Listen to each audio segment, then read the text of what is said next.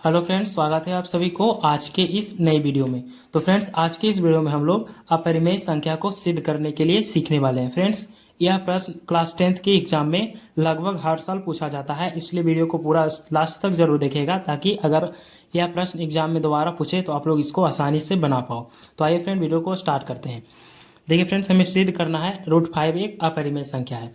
तो इसके लिए फ्रेंड्स हम लोग क्या करते हैं कि इसका उल्टा मान लेते हैं।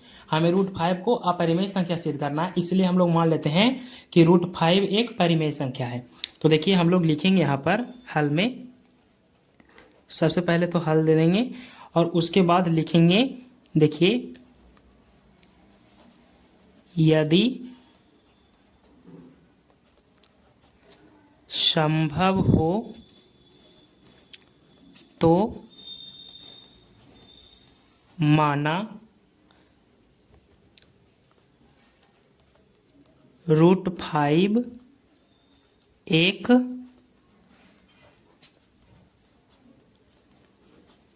परिमेय संख्या है। हम लोगों ने मान लिया फ्रेंड्स कि यदि संभव हो तो मान लेते हैं कि √5 एक परिमेय संख्या है। तो इसीलिए देखिए परिमेय संख्या की परिभाषा से क्या हो जाएगा, √5 बराबर P/Q। इसको हमने समीकरण 1 मान लिया। देखिए हमने माना कि √5 एक परिमेय संख्या है और हम लोग जानते हैं कि परिमेय संख्या को P/Q के रूप में लिख सकते हैं। तो इसलिए हम लोगों ने √5 को यहाँ पर P/Q के रूप में लिख दिया। अब देखिए फ्रेंड्स, जहां पर P और Q क्या है उसको देखिए, यहां लिख रहे हैं, जहां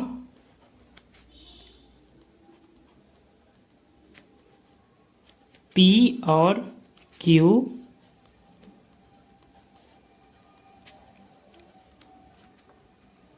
पूर्णांक है, Q नॉट इक्वल टू 0 है और देखिए क्या क्या शर्त है, P और Q जो है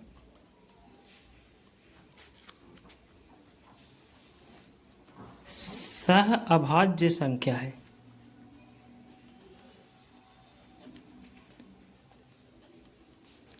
अब देखिए यहाँ पर फ्रेंड्स, सह अभाज्य संख्या का क्या मतलब होता है। तो सह अभाज्य संख्या का मतलब होता है कि दो वैसी संख्या जिसका जिसका HCF 1 आए तो उसको हम लोग सह अभाज्य संख्या कहते हैं। हमने P और Q को एक पूर्णांक माना है, Q नॉट इक्वल टू 0 माना है और P और Q को एक सह अभाज्य संख्या माना है। ठीक है, सह अभाज्य संख्या है।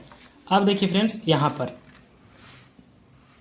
देखिए समीकरण 1 में अब हम लोग वर्ग कर रहे हैं। तो लिखेंगे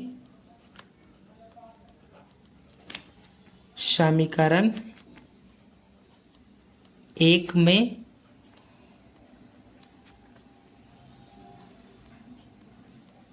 वर्ग करने पर, तो देखिए यहाँ पर जब हम लोग वर्ग करेंगे तब यहाँ क्या प्राप्त हो जाएगा। तो इधर हम लोगों को √5 था, तो देखिए वर्ग कर रहे हैं, इज इक्वल टू है P/Q और ये दोनों के ऊपर में हम लोग वर्ग कर रहे हैं। तो देखिए फ्रेंड्स, यहाँ पर देखिए √5 को हम लोग जब वर्ग करेंगे तब हमें 5 निकल करके आएगा और यहाँ पर बराबर हो जाएगा P² और बटा का Q²।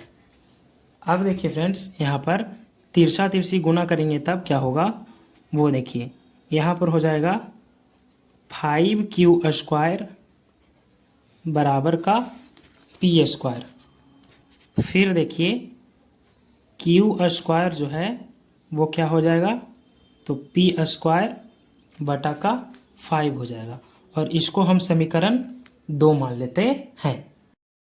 अब फ्रेंड्स यहाँ पर देखिए समीकरण नंबर 2 से देखिए P² जो है वो 5 से विभाजित हो रहा है, इसीलिए P भी ना 5 से विभाजित हो जाएगा। तो इसी बात को हम लोग यहाँ पर लिखेंगे, उसको देखिए यहाँ पर हम लोग लिख रहे हैं, देखिए यहाँ पर लिखेंगे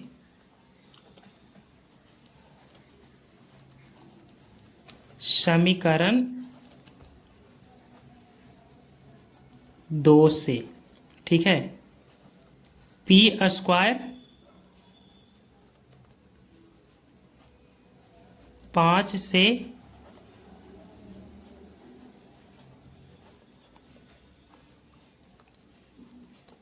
विभाजित है, इसीलिए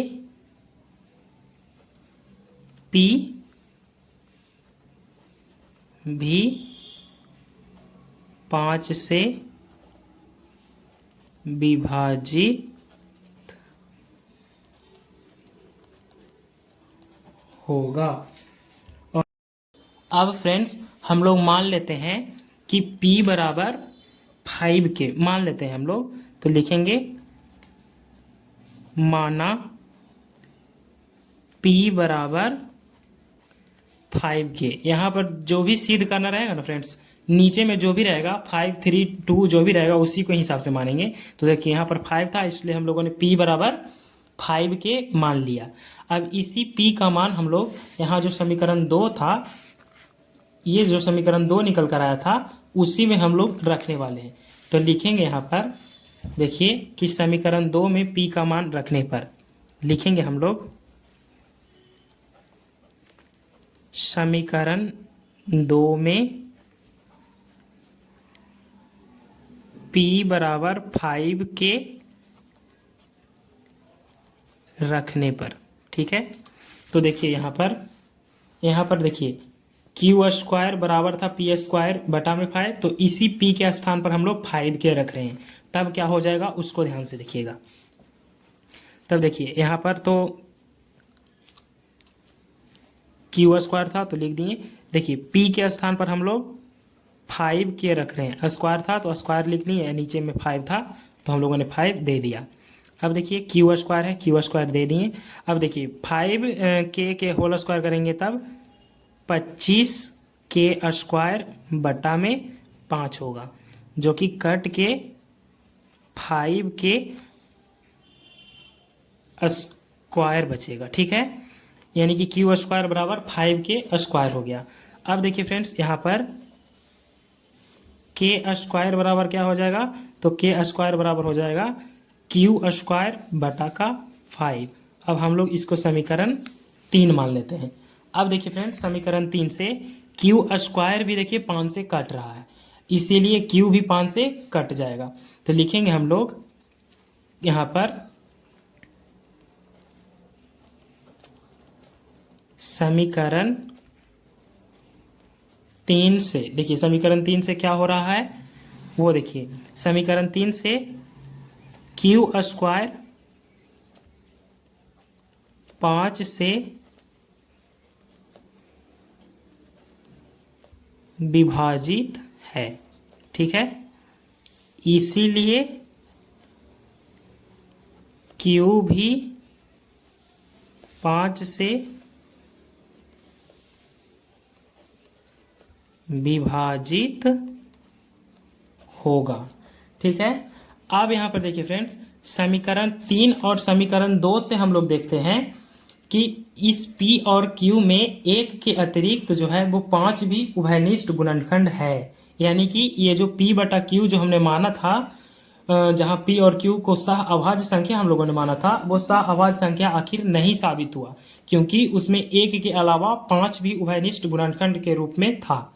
तो इसीलिए हम लोग फ्रेंड्स जो माने थे कि √5 एक परिमेय संख्या है, वो गलत हो जाता है। इसीलिए √5 जो है वो एक अपरिमेय संख्या है। तो हम लोग लिखेंगे कि समीकरण 2 और 3 से, देखिए यहाँ पर क्या लिखेंगे समीकरण 2 और समीकरण 3 से, ठीक है, P और Q में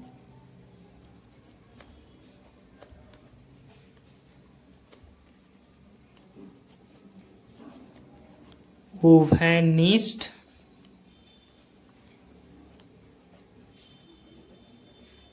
गुणनखंड 5 प्राप्त होता है, जो इस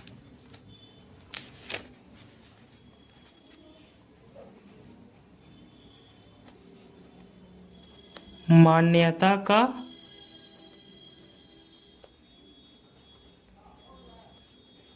विरोधाभास है कि Q और P सह अभाज्य संख्या है। ये जो मैंने लिखा है वो आपको लिखना ही पड़ेगा एग्जाम में। इसीलिए फ्रेंड √5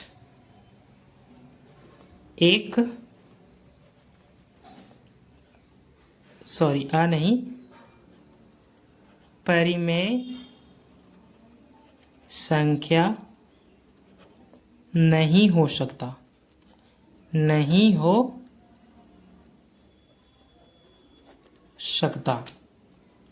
इसीलिए √5 एक क्या है, परिमेय संख्या है, परिमेय संख्या है। इसी को हमें साबित करना था, जो साबित हो गया। मिलते हैं फ्रेंड्स अगली वीडियो में।